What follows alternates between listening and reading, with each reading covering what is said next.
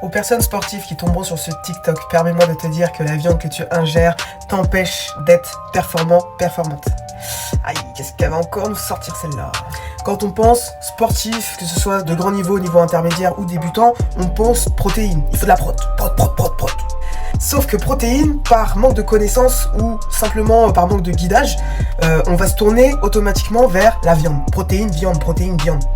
Sauf que la viande que tu vas ingérer, parce qu'en plus tu vas vouloir en manger beaucoup, en plus de prendre de la prot en poudre, sache que tu vas ingérer une souffrance à ton organisme. Déjà parce qu'il y a un dosage dans les protéines à bien respecter par jour pour éviter d'être en surdosage justement. Deuxièmement parce que ce qu'il faut savoir c'est que la viande met un temps considérable à être éliminée par l'organisme.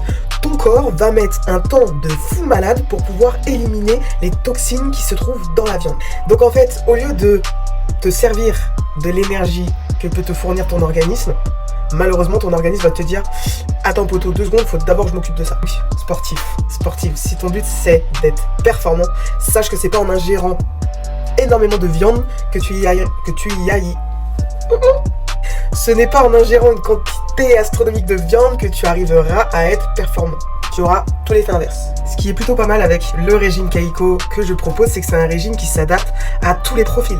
Que ce soit pour les personnes enceintes, les personnes qui allaitent, que ce soit pour les sportifs, les enfants, les adolescents, les adultes, etc.